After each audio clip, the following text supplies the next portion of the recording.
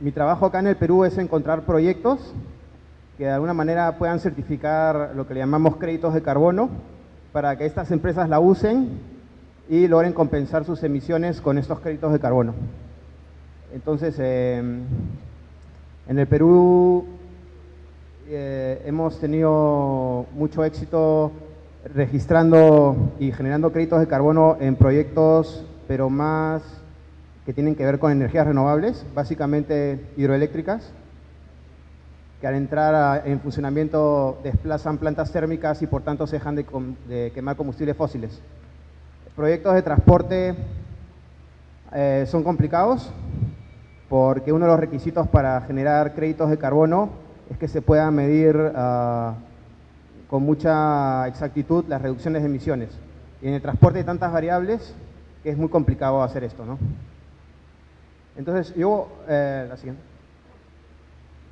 Yo voy a comenzar a hablar sobre qué es el mercado de carbono, que es a lo que yo me dedico. Y luego voy a hablar sobre qué gases de efecto invernadero son los que se negocian en este mercado de carbono, los tipos de proyectos que se negocian en el mercado de carbono. Luego, ya aterrizando en el tema de transportes, voy a hablar sobre los proyectos que han sido aceptados en este mercado de carbono para generar créditos de carbono. Y luego he hecho un ejercicio en una página de Excel, para explicar, es un esfuerzo para tratar de entender las emisiones por tipo de combustible. De nuevo el PowerPoint. Sí.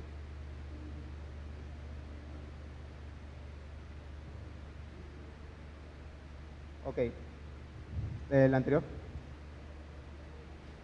Ya, bueno, y bueno, voy a terminar hablando de que aparte de las emisiones de CO2 que pueden generar los transportes motorizados, hay otras emisiones que tienen que ver con todo lo que está alrededor del transporte y que tiene que ver con el ciclo de vida del transporte.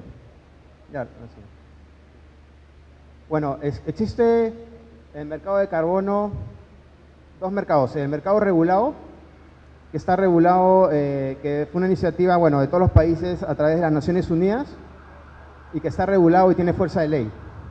Y luego está el mercado voluntario, que lo que trata es, también negocia reducciones de emisiones o créditos de carbono, pero para imagen, para que las empresas digan que son lo que le dicen carbón neutro, es decir, que si bien contaminan, están haciendo actividades que compensan esa contaminación. Siguiente, por favor. Bueno, el mercado regulado comienza a partir del año 92 en la cumbre de Río, en donde todos los países se ponen de acuerdo en decir de que hay un problema de calentamiento global causado por la concentración de gases de efecto invernadero y que hay que hacer medidas para contrarrestarlo. Recién en el protocolo de Kioto en el año 97, los países industrializados, que son, bueno, hasta el momento los países responsables del calentamiento global de ahora, porque esos gases de efecto invernadero se han ido yendo concentrando desde la revolución industrial. Y los que han generado esta contaminación han sido los países industriales. Entonces, en el protocolo de Kioto a estos países industriales les asignan cuotas y límites de emisión. Y todos estos países en promedio tienen que reducir alrededor de 5.2% a los niveles de contaminación que tenían en el año 1990, que es el año base. Y eso lo tienen que hacer entre el año 2008 y 2012.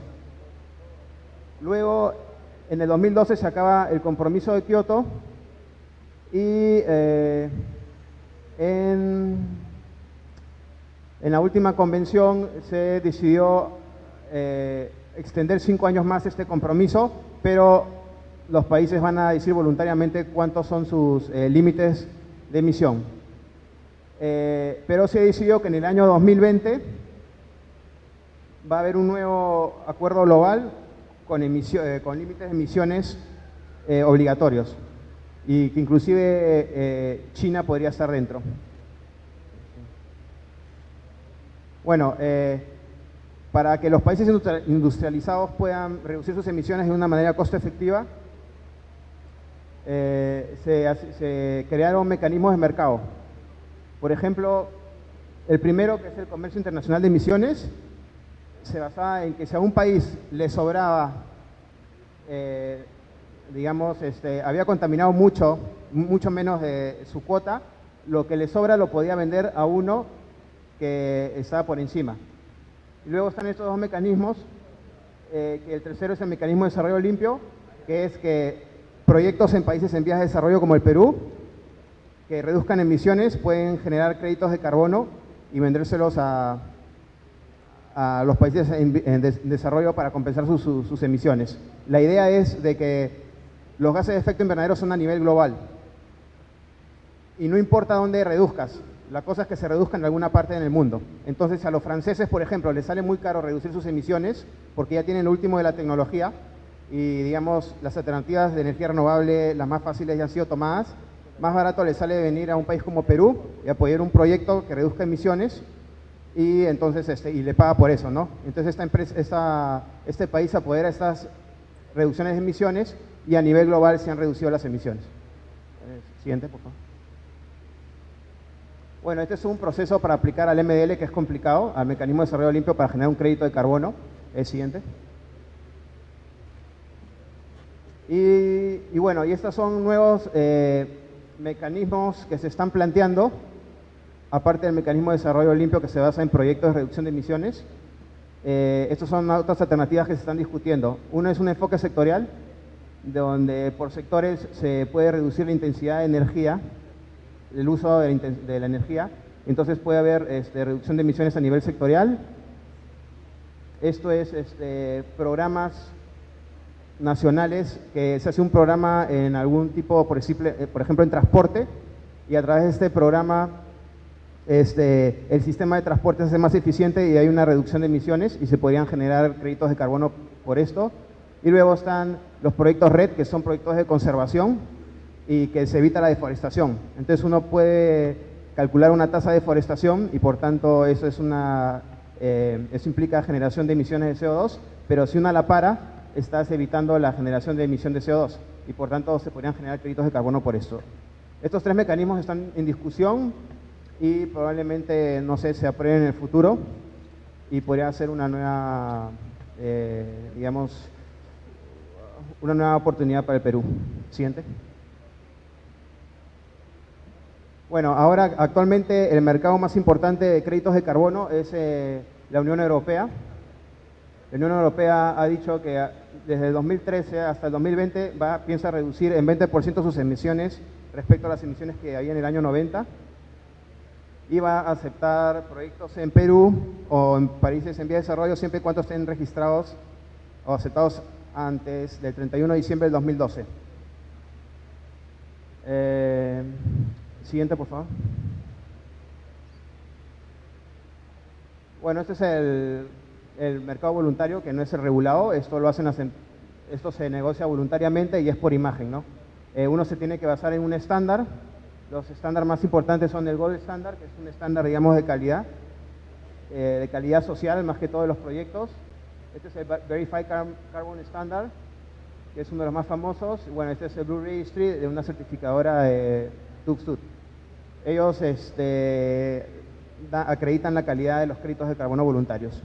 Esto sirve básicamente para que las empresas lo utilicen para decir que son carbón neutro, es decir, que están compensando sus emisiones apoyando proyectos que reducen emisiones. Siguiente.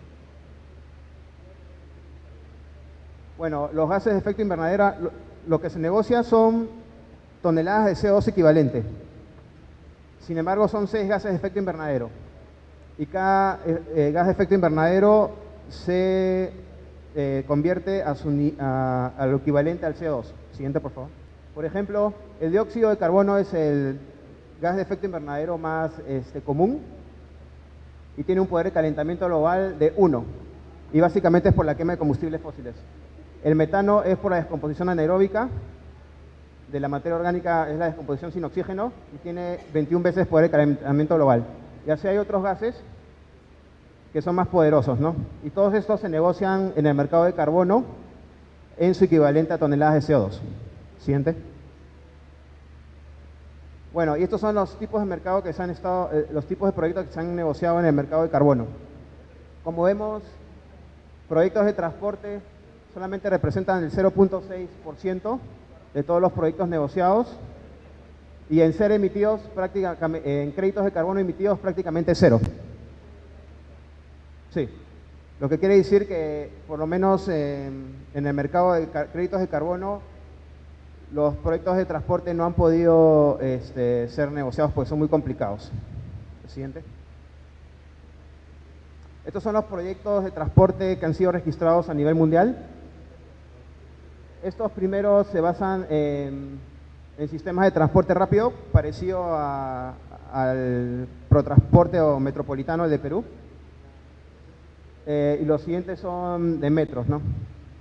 Son 11 proyectos de los 3.800 proyectos registrados en el mundo, solamente 11 son de transporte. Y casi todos han sido hechos por una consultora, que es un suizo. Lo que quiero decir es que es muy complicado. Y por eso que no han tenido mucho éxito, ¿no? Siguiente. En el caso de Transmilenio, que es un proyecto de transporte parecido al de Metropolitano acá en Perú, la reducción de emisiones se calcula en base a un factor de emisión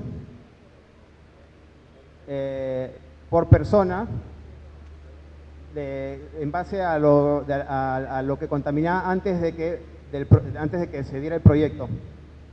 Y este factor de emisión se multiplica por todas las personas que usan el proyecto. Por ejemplo, el proyecto metropolitano. Y eso se resta a las emisiones del proyecto, que es básicamente el consumo de combustibles del proyecto.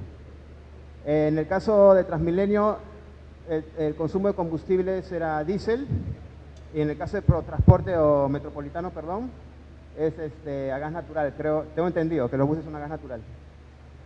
Y en el caso del tren eléctrico sería parecido, pero las emisiones, lo que consume el tren eléctrico es electricidad, y entonces es la cantidad de electricidad que se usa multiplicado por el factor de emisión de la red nacional.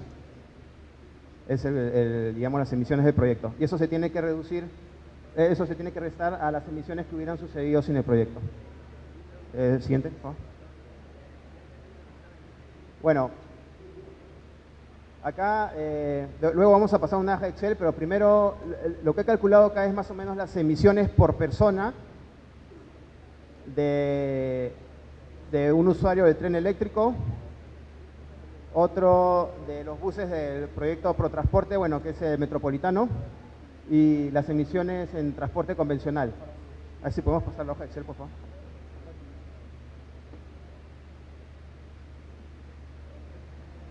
Ok.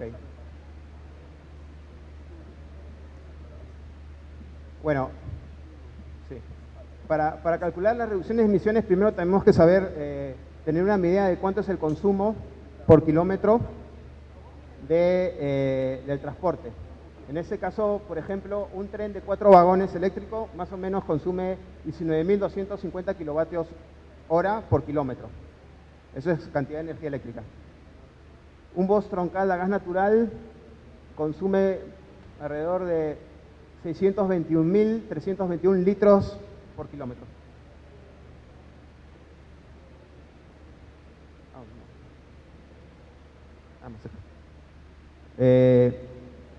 Y así, este es el consumo por litro, ¿no?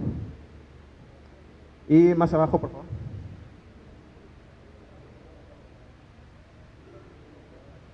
Y luego también están los carros, los taxis, etcétera. Ya. ¿Puedes subir arriba de nuevo? Bueno, luego de diversos cálculos que se hace con factores de emisión, y he usado mucho también los supuestos que se usó en el proyecto Transmilenio de Bogotá, se llega a las más hacia la derecha, a las emisiones anuales por tipo de transporte. ¿Qué serían estas? ¿Puedes hacer un poco más ancho esa?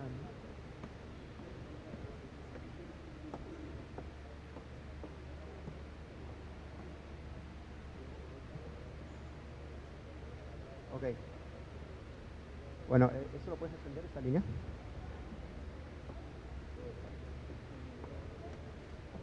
Bueno, acá el tren es el que más contamina, con 2.283.000 toneladas de kilogramos de CO2 al año. Y estos son los buses del proyecto metropolitano, y así van bajando. Aparentemente el tren sería el que más contamina, pero en verdad el tren transporta a más gente, y lo importante acá es saber la cantidad de emisiones producidas por cada usuario. Y entonces, y esto es el resultado, ¿no?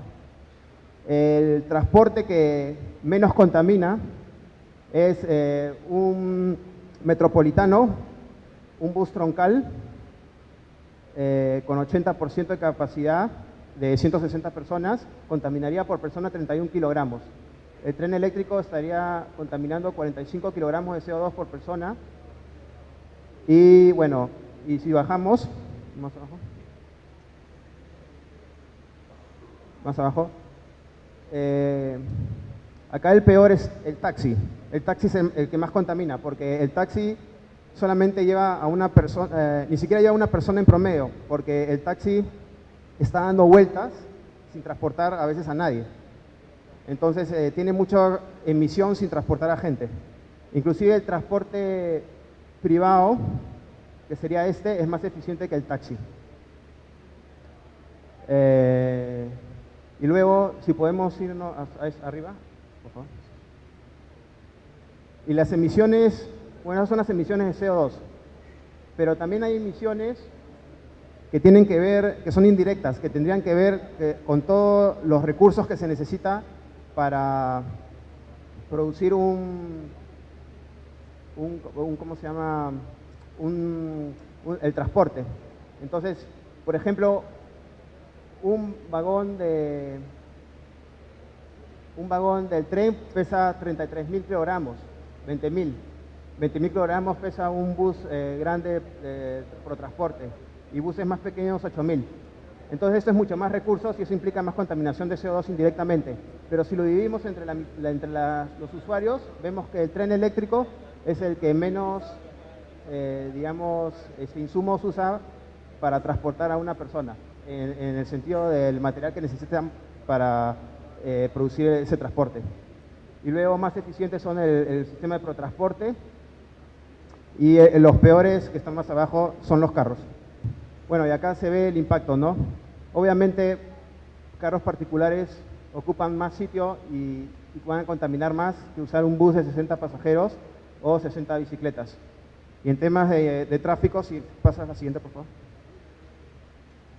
O sea, y llenas más la ciudad, ¿no? Y eso tiene impactos en todo sentido, no solamente en gases de efecto invernadero. Siguiente.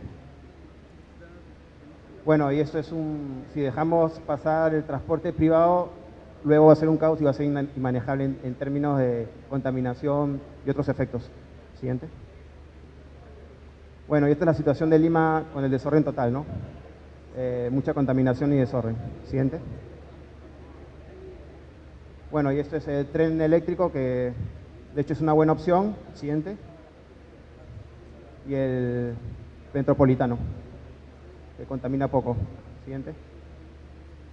Bueno, y estas son las conclusiones. En conclusión, lo mejor es tender a transporte público ordenado, tipo metropolitano y tren eléctrico.